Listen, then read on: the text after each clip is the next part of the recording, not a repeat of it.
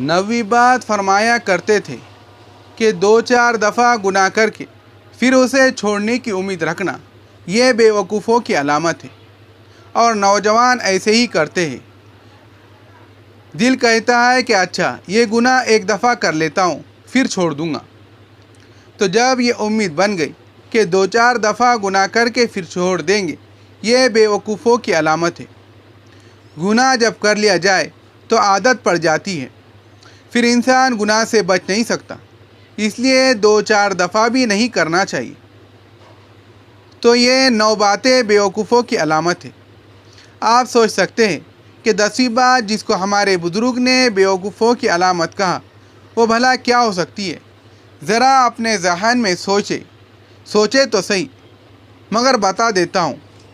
ہمارے بزرگوں نے فرمایا کہ جو خاوند بیوی سے روزانہ جھگڑا کرے اور پھر سکون سے رہنے کی امید رکھے، فرماتے تھے یہ بے وقوفوں کی علامت ہے۔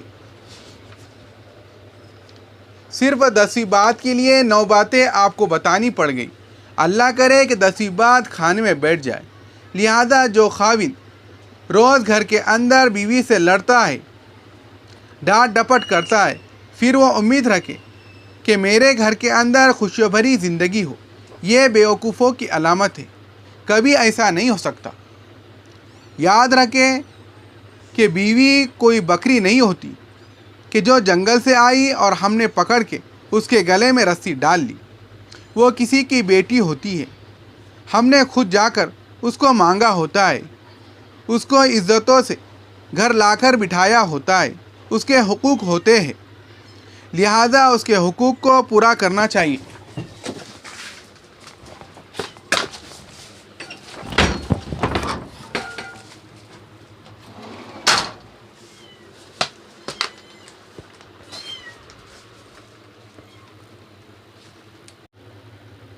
جب کلمہ پڑھا تو پوری شریعت پر عمل کرنا انسان پر لازم ہو گیا۔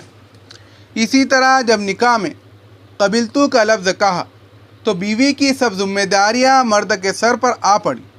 ان کو نبھانا چاہیے، مرد بن کر نبھانا چاہیے۔ اب ذرا اس پورے مضمون کو یہ عاجز ذرا سمیٹتا ہے تاکہ آپ اس بات کو پوری طرح سمجھ سکیں۔ بنیادی مقصد یہ ہے کہ خاوند گھروں کے اندر محبتوں اور پیار بھری زندگی گزارے تاکہ گھروں کے اندر الفتیں اور محبتیں ہو، بچوں کی تربیت اچھی ہو، میاں بیوی خوشی بھری زندگی گزارے، یہ گھر جنت کے گھر کا نمونہ سا بن جائے، چھوٹا سا گلشن بن جائے، پھول ہی پھول ہو۔ جب میاں بیوی پرسکون ہوں گے تبھی تو اولاد کی تربیت کر سکیں گے، اور اگر آپس میں جھگڑوں سے ہی فرصت نہیں تو اولاد کی تربیت کون کرے گا؟ اسی لیے کسی نے کہا کہ جب میری شادی نہیں ہوئی تھی تو میرے دل میں بچوں کی تربیت کی 5 مختلف پلاننگ تھی، اور اب میری شادی ہو گئی اور میرے 5 بچے ہیں، لیکن بچوں کی تربیت کی ایک پلاننگ بھی دماغ میں نہیں۔ ایسا ہی ہوتا ہے، آپس کے جھگڑوں سے فرصت نہیں ہوتی، بچوں کی تربیت کا وقت کہاں سے ملے گا؟ لہذا گھر میں محبت اور پیار کی زندگی گزارنی چاہیے تاکہ بچوں کی تربیت اچھی ہو اور اس امت کی نئی نسل دین پر چلنے والی بن جائے۔ اللہ تعالیٰ کئی سنی باتوں پر عمل کرنے کی توفیق عطا فرمائے۔ وآخر دعوانا الحمدللہ رب العالمین۔ ایک بات ذرا اور توجہ سے سنیے، بزرگوں نے کتابوں میں لکھا ہے کہ 10 حماقتیں ہیں، بندے کو ان حماقتوں سے بچ جانا چاہیے۔ 10 باتیں بے وقوفوں کی نشانیاں ہیں، ان بے وقوفیوں سے بچنے کی ضرورت ہے اگر گھر اچھا اور آباد کرنا ہے۔ سب سے پہلی بات یہ ہے کہ ایک بندہ نیکی تو کرے نہیں مگر جنت کی امید رکھے۔ فرماتے تھے کہ یہ بے وقوفی کی علامت ہے۔